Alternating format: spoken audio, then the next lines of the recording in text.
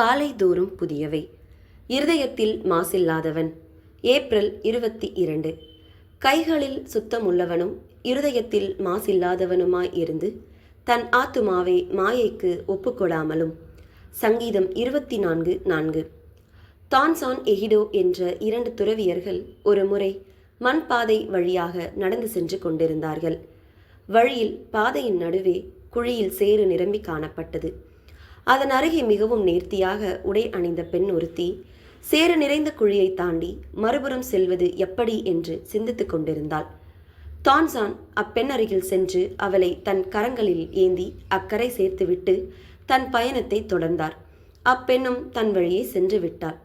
அக்கணம் முதல் எகிடோ எதுவுமே பேசாமல் சென்று கொண்டிருந்தார். அன்றிரவு அவர்கள் தங்கியிருந்த சத்திரத்தில் இருவரும் அமைதியான சில நிமிடங்கள் இருந்தனர்.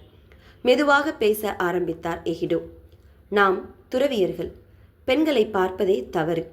அப்படி இருக்க எவ்வாறு அவளை ஏந்தி செல்ல உமக்கு தோன்றியது என ஆவேசமாக கேட்டார்.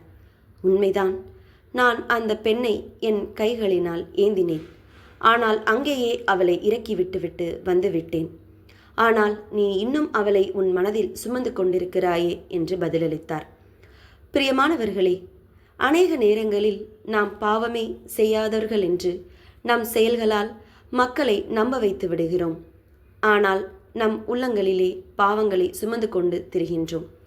எகிடோவைப் போல நம் பாவங்களை உள்ளத்தில் வைப்போமானால் அவற்றை மறைக்க முயற்சி செய்பவர்களாவோம். வேதம் சொல்கின்றது, தன் பாவங்களை மறைக்கிறவன் வாழ்வடைய மாட்டான், அவைகளை அறிக்கை செய்து விட்டுவிடுகிறவனோ இரக்கம் பெறுவான். நீதிமொழிகள் 28:13. நம் பாவங்கள் எவ்வளவு கொடிதாயிருந்தாலும் அவற்றை அவ்வப்போது அறிக்கை செய்து தேவனிடமிருந்து இரக்கத்தை பெற்றுக்கொள்வோம். தேவனாகிய கர்த்தர் நம்முடைய இருதயத்தை தான் பார்க்கிறார். வெளியில் எவ்வளவு அழகாக நம்மை அலங்கரித்தாலும் உள்ளத்தை யாரும் பார்க்க முடியாது. இருதயமே திருக்குள்ளது என்று வேதம் கூறுகிறது. தேவன் நம்மில் புதிய நன்மைகளால் ஆசீர்வாதங்களால் நிரப்ப நமது இருதயம் புதிதாக இருக்க வேண்டும். பழைய பாவங்கள் நீங்கி சுத்திகரிக்கப்பட வேண்டும். அப்படிப்பட்ட பாத்திரத்தை புதியவைகளால் நிரப்புவார்.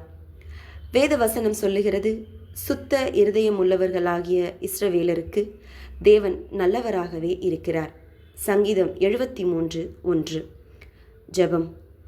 பிதாவே, சுத்த இருதயத்தை என்னிலே சிருஷ்டியும், நிலைவரமான ஆவியை என் உள்ளத்திலே புதுப்பியும். ஆமேன்.